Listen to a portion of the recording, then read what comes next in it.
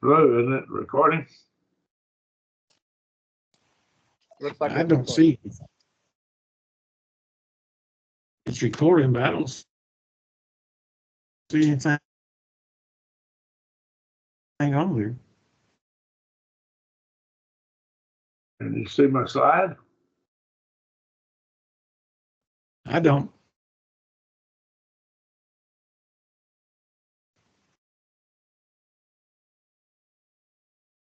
Well, this is not good.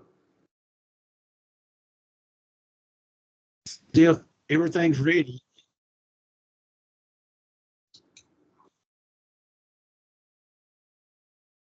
Can you see the slide now?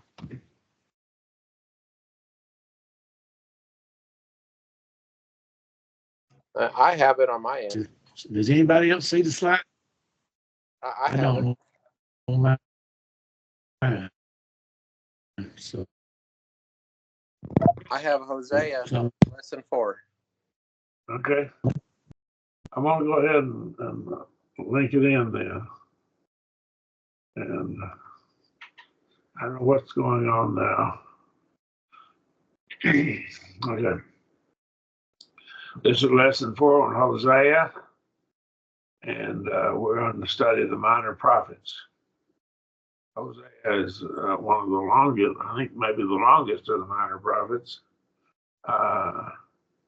And we're going to look at lesson 4 here, and it'll be chapter 4, verses 1. And we're starting in chapter 4, verse 1. And we see an application of God's words to Israel now, and all the way through chapter 14, verse 9.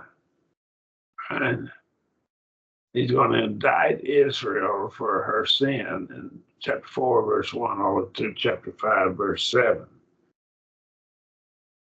And so it's almost like a trial, a courtroom situation. And he's going to lay out the moral conditions of Israel, the charges against Israel, and then the cause of it, the basic contributing cause of their problem. And the religious conditions in Israel.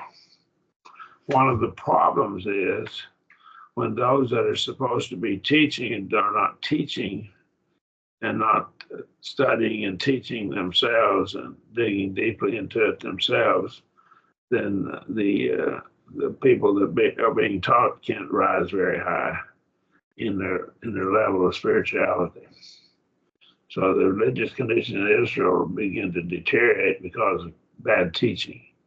Israel was stubborn, however, and we see that stubborn disposition of Israel, Israel being the northern 10 tribes, of course. After Rehoboam had caused the split.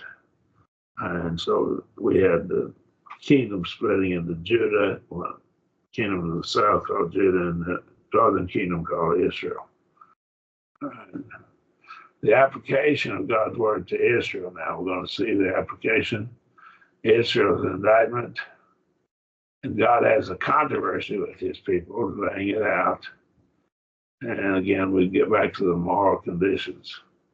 So he charges Israel with 3 sins. Here he charges it with 3 sins. The northern 10 tribes, of course. Hear the word of the Lord, hear the word of Jehovah or Yahweh, ye children of Israel, for the Lord Jehovah or Yahweh hath a controversy with the inhabitants of the land, because there is no truth, nor goodness, nor knowledge of God in the land. So none of this is there. It requires a knowledge of God and a belief in the God and goodness, an attitude of goodness, wanting to do good. And then there will be truth. But we see that these are all linked together. They were liars. They lied. There was no goodness. They didn't want to do good. They had a desire to do evil. There was no knowledge of God. We'll see in verse 6 why there's a lack of knowledge of God as well. It charges Israel with 4 more sins. There's not but swearing and breaking faith. You make an oath and you won't keep it. And this is a pretty serious matter. People, you can't trust them. They give their word and you can't believe they're going to keep it. And that's going to be very destructive to society. And killing, that's really the ultimate, murdering people and stealing and committing adultery. They break out and blood touches blood. And blood is usually used for the act of murder. So here the blood touches blood and there's just blood everywhere. People are being murdered. So there's the killing and the murdering, the stealing, breaking faith, can't keep your word, committing adultery. These are pretty serious matters. Shows the low state of the society, the kingdom of Israel, the northern 10 tribes. False swearing probably, no doubt, what it is, and breaking faith. And so that would be false swearing. You make an oath, you bring God into the matter. I swear by God that I will do such and such, then you don't do it. But you don't bring God into the matter. You're going to lie. Don't bring God in and call him as a witness because he knows you lied and he will punish. Murder, killing, and there's stealing, and there's committing adultery. And Hosea shows the consequences of these sins. These sins have consequences. Look at these sins here. Can't keep his word, then there's no trust. Can't trust anybody. And then people are murdered. Life has very little meaning to people. Stealing, why would you not steal? If you don't have any respect for people's lives, you certainly would take their property. And then you would commit adultery. And that, of course, that breaks down the family unit, breaks down the marriage, husband-wife role. Hosea shows the consequences of their sins. Therefore, because you do these four things, I don't think this is the only sins they're committing. These are probably used by way of synecdoche, representing all of the sins they committed. These are the serious. These sins are serious, and they go to the core of the society itself. So therefore, because of this, because you're rotten to the core, therefore shall the land mourn. Everyone that dwelleth therein shall languish. And with the beasts of the field and the birds of the heavens, yea, the fish of the sea also shall be taken away. And of course, the Sea of Galilee was the source of food. So this is going to be taken away, and the fish of the sea. So all of these things are going to happen. So there's going to be mourning and languishing, and the animals, even the birds and the fish, are taken away. And when the nation goes off into captivity, it's almost like everything is emptied out of the land. That's basically what he's saying. It's almost like a desert. There's no life in it. The priests were the teachers of the law. We go back to Leviticus 10, verses 10 11. God intended that they teach the people. And Deuteronomy 17, verses 8 through 11 also shows this. So they were the ones who strived against their teachers. You see this in Hosea 4:4. So he says here, yea, let no man strive, neither let any man reprove, for thy people are as they that strive with the priest. So they strive with the priest. They strived against their teachers. The priests were supposed to be the teachers. Rejection of the teaching of the priest brought the death penalty. We see this in the passages, Hosea 4:5. Thou shalt stumble in the day, and the prophet also shall stumble with thee in the night. I will destroy thy mother. Now, this is not the true prophet stumbling, I don't believe. I think it's false prophets. Most likely false prophets that stumble. If it's the true prophets, it could mean that some turned away from being prophets for the Lord, but it also could mean that some of them were killed. Okay. But I think it's false prophets, what he's talking about. They stumble. So the false prophets have led them astray, and that's people teaching false doctrine, and they're claiming that God is guiding them in that teaching. That's what a false prophet would be. Someone who's lying about whether he's a prophet or not, a prophet of God, of course, the true God. And so also shall stumble within the night, and I will destroy thy mother. And the mother probably represented the nation itself. Hosea was well suited to preach this message. Why? Well, we've already seen his wife had been unfaithful, just as Israel had been unfaithful to God. So he knew full well he was one who could have had experienced that problem. Perhaps we can use the sins against us to help us see God's point of view when we sin against him. Let me illustrate this. Have you ever had something you own stolen? I have.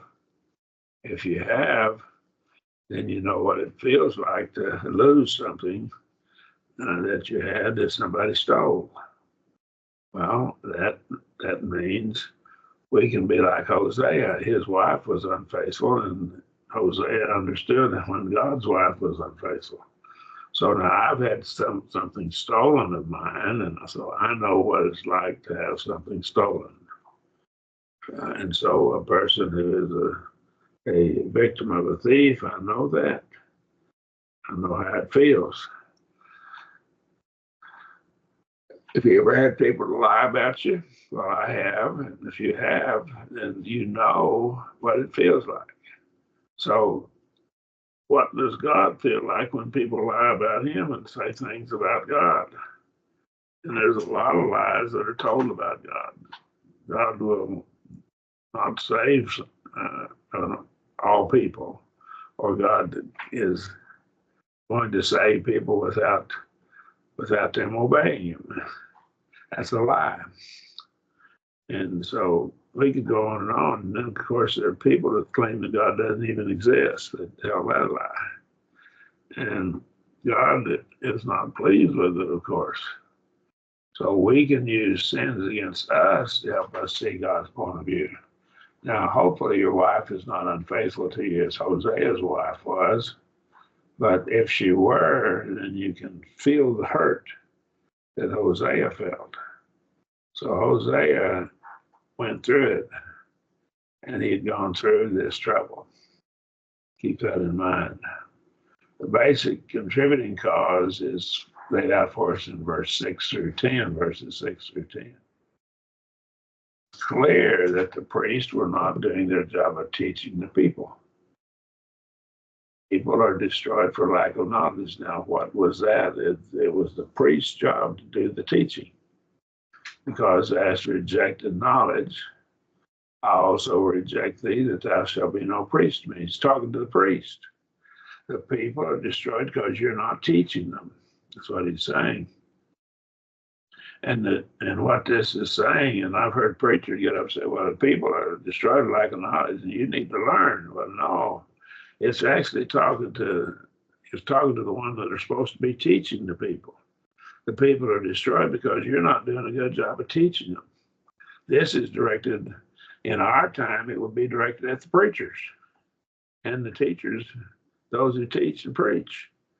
That's who he's talking to. Let's read that again. My people are destroyed for lack of knowledge, because thou hast rejected knowledge. Who's he talking to? He's talking to somebody who's rejected knowledge. I will also reject thee, that thou shalt be no priest to me. He's talking to the priest, the ones that are supposed to be teaching the people. And so in 21st century, the Lord would be directing this to preachers and teachers in the church and elders in the church, because their role is to see that the church is guided and taught the scriptures. And that's a very serious matter. I'd call your attention, if I might, to James 3 and verse 1. Be not many teachers, be not many masters, King James read, but that's schoolmaster. That's the British term for schoolmaster. Why? knowing that we shall receive the greater condemnation. It's a serious matter to take on the role of teaching and preaching God's word. It's a very serious matter. We need to be careful that we study and study and study and meditate on God's word and try to teach a balanced approach to the teaching of God's word. But I can't digress too much. I think this passage is referring to preachers and teachers now and elders in the 21st century in the world. It was the priest back then. So he said, I will also reject thee, that thou shalt be no priest to me, seeing that thou hast forgotten the law of thy God. You priests have forgotten the law, and you can't teach the people what you don't know. I believe there are three things that are required to be a good teacher. First of all, you got to care about the people you're teaching. If you don't care about the people you're teaching and you don't want them to learn, then you won't make a good teacher. Second thing, you got to know the material you're trying to teach. You got to understand what you're trying to teach. And third, you have to be apt to teach. You have to have the ability to teach. That can be taught, and the material can be taught. But you can't teach people to have the right attitude. They have to love those lost souls. They have to love those saved souls. Have to love the souls of the people they're teaching. And if they love those souls, they'll study and learn the material because of their love. And if they love those souls, they'll learn the material and they'll study and try to learn how to teach it. I believe the Bible can, if we just follow it, it'll teach us how to teach. And so let me read back this again. My people are destroyed for lack of knowledge. Why? Because the priests aren't teaching them. Priests don't know it. Because thou hast rejected knowledge. You priests have rejected knowledge. I will also reject thee, that thou shalt be no priest to me. Seeing thou hast forgotten the law of God. You've forgotten the law. See, you don't know it. You can't teach what you don't know. And I will also forget thy children. Any questions or comments there?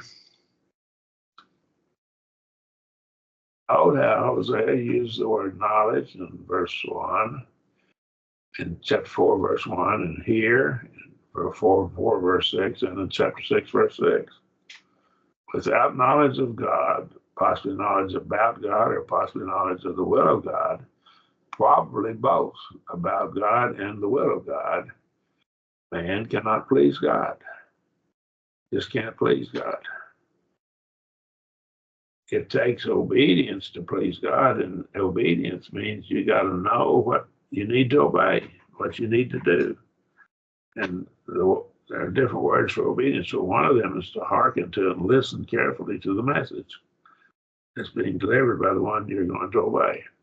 Note here that it's the priests who were blamed for this condition. In our time, it would be the preachers and elders and teachers in the Bible classes. Bible teachers.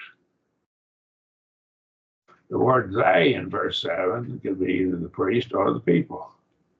In verse 7, as they were multiplied, so they sinned against me, and I will change their glory into shame.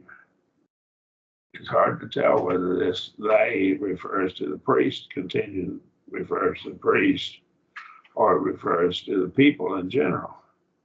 They feed on the sin of my people, see. So now when I read the verse 8, I get the impression it still might be the priest that he's addressing here. So if we take verse 8, verse 7 by itself, you can't tell. And as they were multiplied, so they sinned against me, I will change their glory into shame. And it would fit the priest probably better than just the common people. They feed on the sin of my people, and this would be the priest. The priests who are ignorant of God's will feed on the shame of the people, on the sin of the people, and set their heart on their iniquity. And so some of the priests were so corrupt that they were engaging in all kinds of sin. Well, why would they do that? They're priests. Being a priest back then didn't guarantee you're going to have the right attitude. And so they were obviously not studying God's word and obeying it. We have to studied God's word with the intent of learning what it teaches so we might do it. And that's what's going to please God. Study God's word with the intent to know it so that you might put it into practice. And that would be into practice in changing your way you think, the way you speak, and the way you conduct yourself. The things you do and say and do and think. Now, let's look further.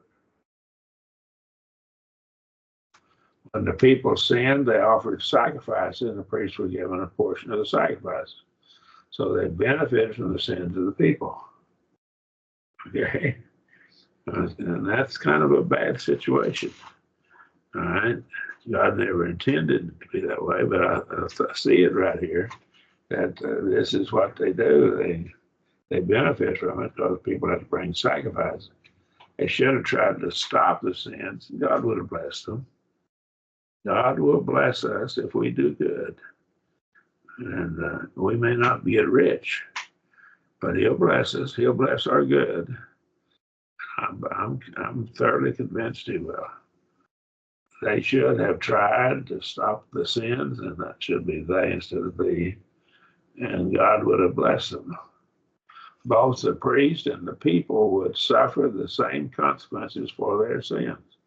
So now everybody gets caught up in this. And it shall be like people, like priests. So I think he's been talking to the priests by and large. Now he's saying like people, like priests. You priests going to be like the people. People are going to be like priests.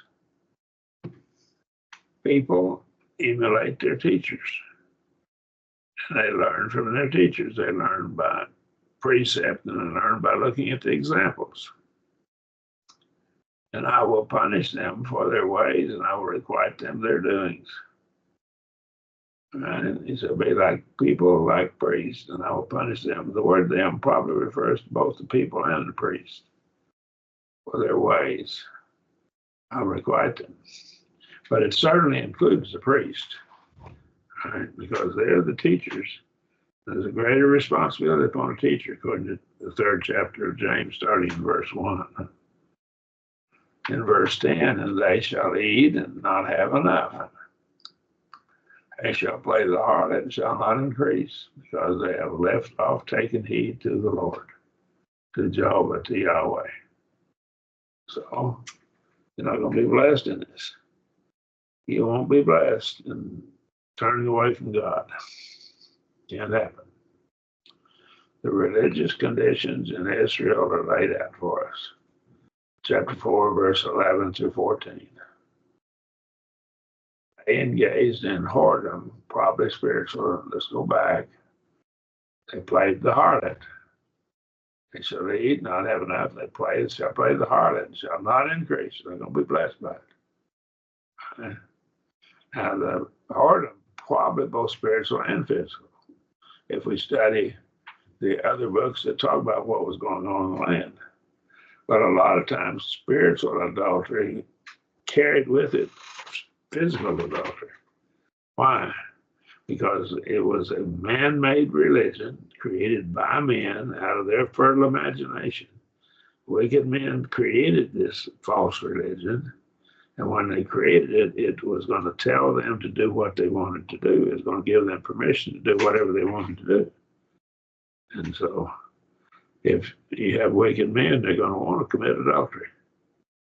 And so they're going to make it part of their religion. And it was under the Baal and Asherah worship. It was very licentious, engaged in whoredom or harlotry.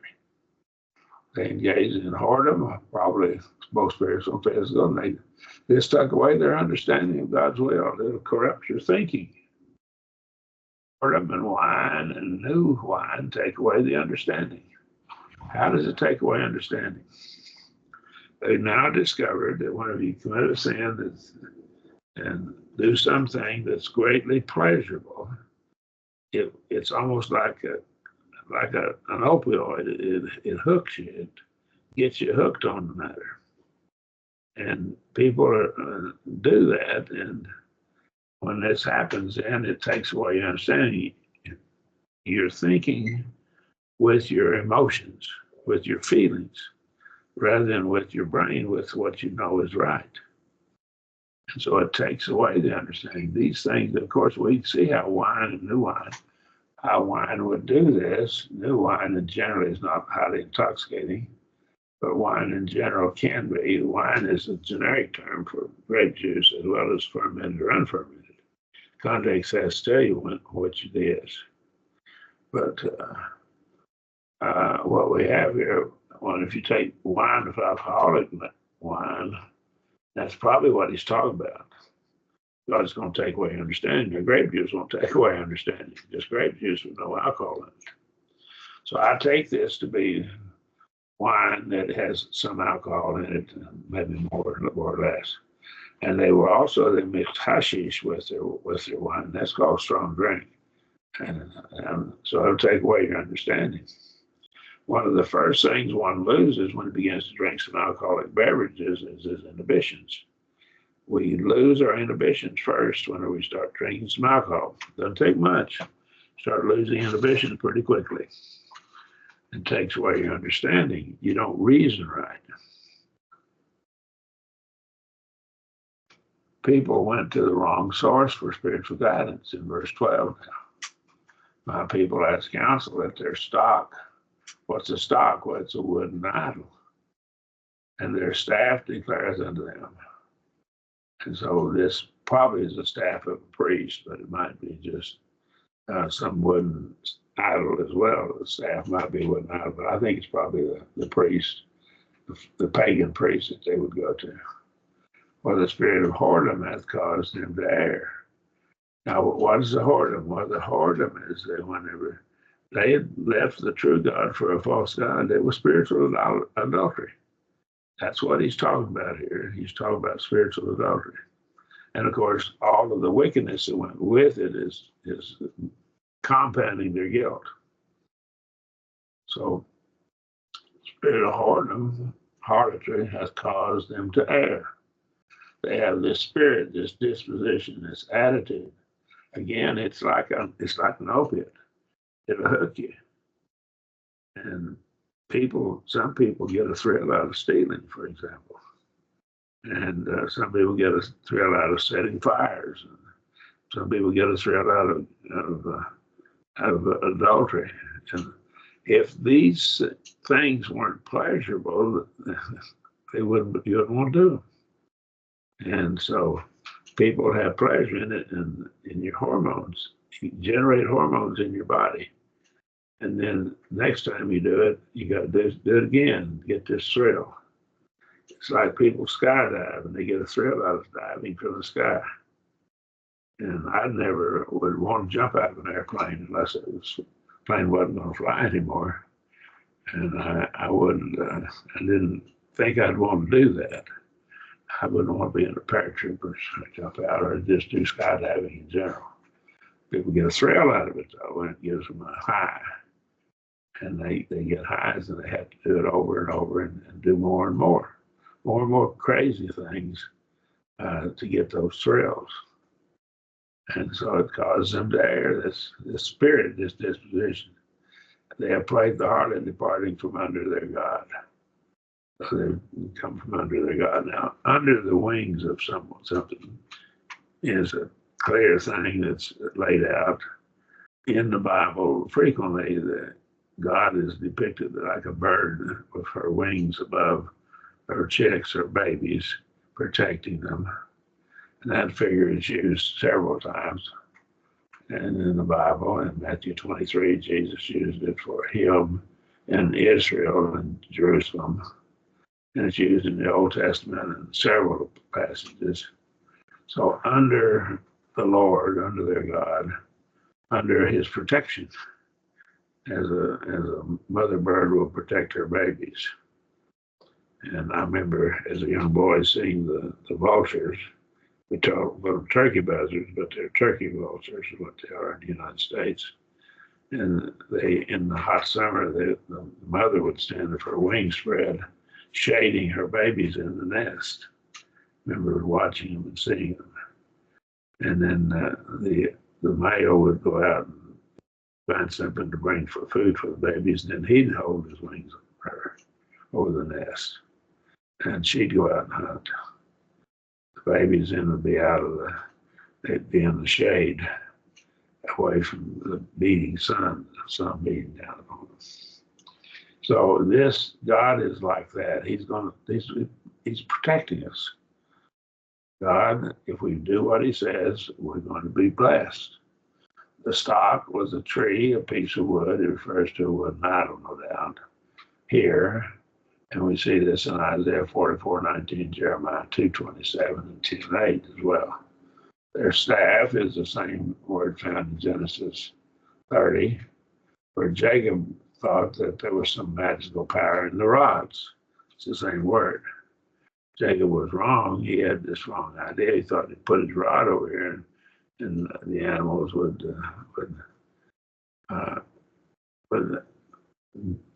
somehow it would cause him to be blessed and his sheep and his goats to be multiplied more.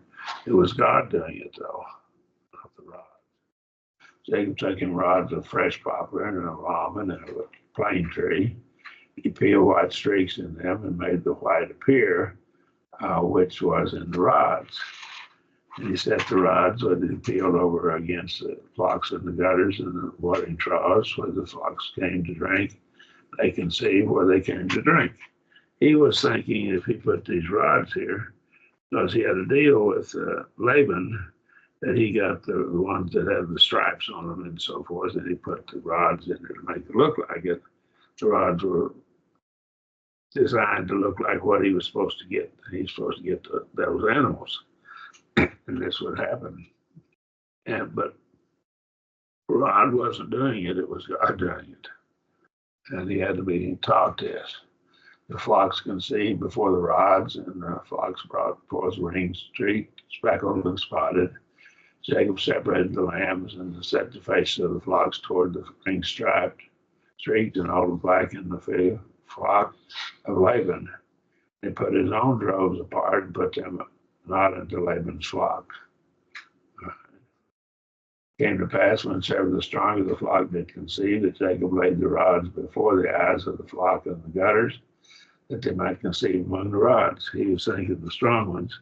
That's the ones I want to father to be my flock to come from.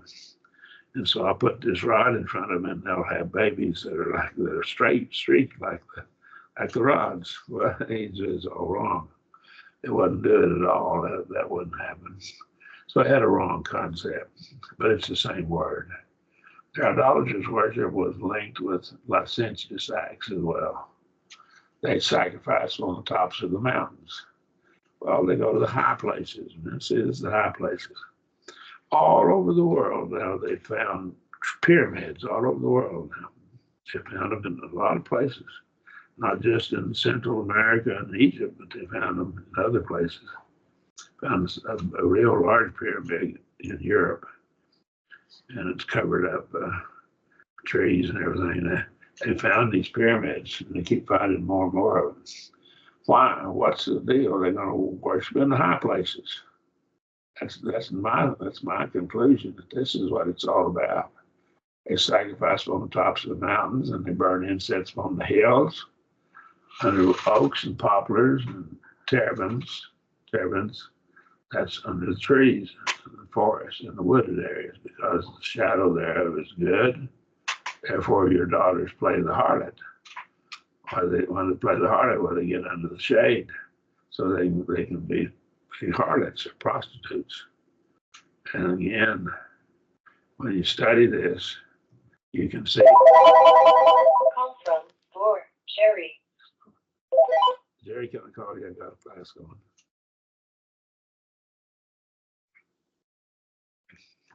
Okay. Because the shadow there is good, therefore your daughters play the harlot, and your brides commit adultery. And so not just doing it, but their brides. And it's not your wives. Notice he doesn't say wives. He said your brides. So here, it's not long after they married, they're committing adultery. And we see this happening. And it was ingrained in their society. They consider that part of the worship of the false god, particularly Asherah. and Baal. And so they engaged in licentious acts of harlotry. We won't go into it any further, but this was part of their worship because God always places greater blame on leaders. He places the greater punishment on the men to bear more punishment. I will not punish your daughters when they play the harlot, nor your brides when they commit adultery. For the men themselves go apart with harlots, and their sacrifice with the prostitutes. And the people that does not understand shall be overthrown. And the people don't understand. They don't understand this is sinful and wrong. And so he's saying here, they're going to be overthrown. They sacrifice with the prostitutes, and the people that does not understand shall be overthrown. Okay. So again, we see this going on. They were stubborn. They just wouldn't listen. Well, this is so powerful, this influence upon your mind is so strong. This pleasure that one gets from sin, there's great pleasure in sin. Moses chose to sacrifice and not experience the pleasure of sin, which was for a season. He understood it was for a season. So there is pleasure in sin, and I've heard preachers say, well, there's no pleasure in that. That's the most foolish thing I've ever heard. People wouldn't commit sin if it wasn't pleasurable. Okay, there's pleasure in it. Most sin, there's some kind of pleasure in almost all sin. Judah is exhorted not to follow the ways of Israel. Now, so he turns to Judah and exhorts her, don't you follow your sister. Though thou, Israel, play the harlot, yet let not Judah offend. And come not ye to Gilgal, neither go ye up to Bethaven, or swear as Jehovah liveth. Now, swearing as Jehovah liveth is not wrong if you're going to keep your word. But obviously, he's talking about swearing when you didn't keep your word. Israel, governed by kings from Ephraim, is to be punished. Israel's iniquity was full. Finally, when the iniquity of a nation is full, they're going to fall. And that's throughout the Old Testament. When the iniquity of the Amorites was full, they fell. It wasn't full yet in Abraham's time, but it was full. When Joshua led the children of Israel in the land of Canaan, it was full. So Israel was governed by Ephraim. Now, why Ephraim?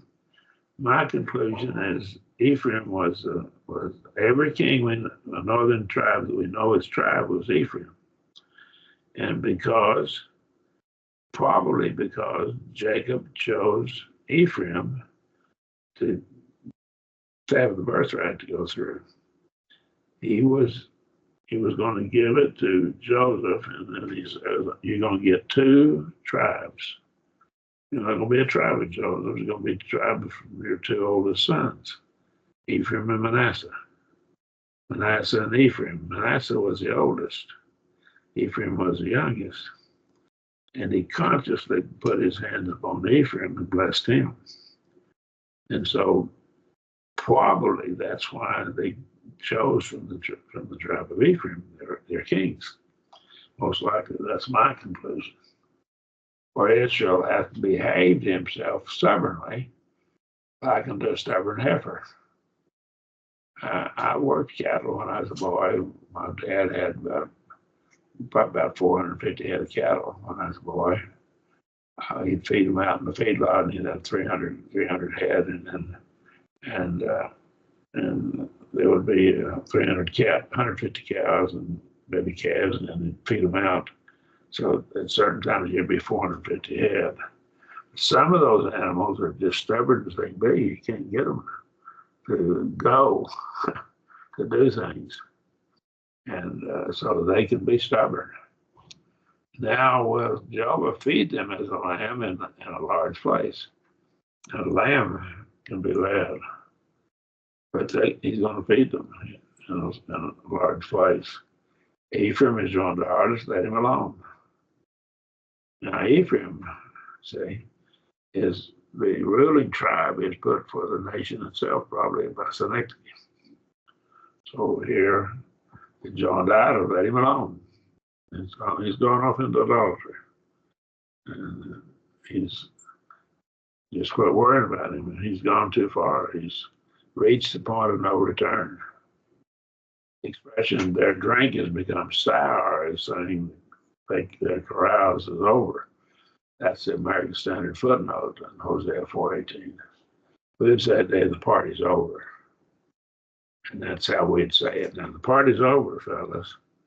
And the police come in and they arrest you for what you're doing at the party.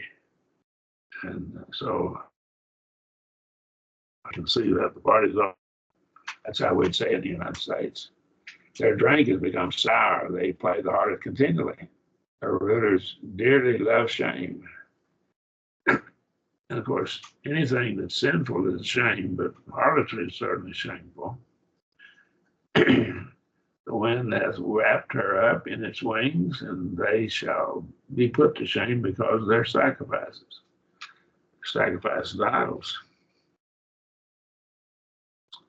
So they're going to be put to shame because of it.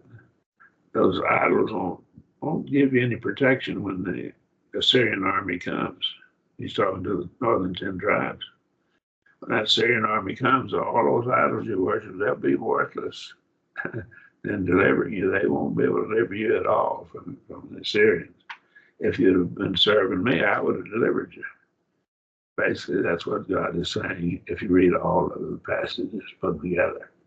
Here, God indicts Israel with a series of sins. And God gave his evidence of their sins. He gave the consequences of their sins. And then this all serves as a warning to us today. Both the leaders and the people suffered for poor leadership. It was the responsibility of the leaders to teach the people, the leaders being the priests. And they weren't doing it. And they're going to suffer, and the people are going to suffer too. It's a shame that bad teachers can cause other people to suffer. My sins can cause my failure to do the job that God has assigned to me from a teacher can lead to the destruction of other people. That's why James 3 is a warning about when you teach, you've got to be careful. It's a warning. Does anyone have a question or comment?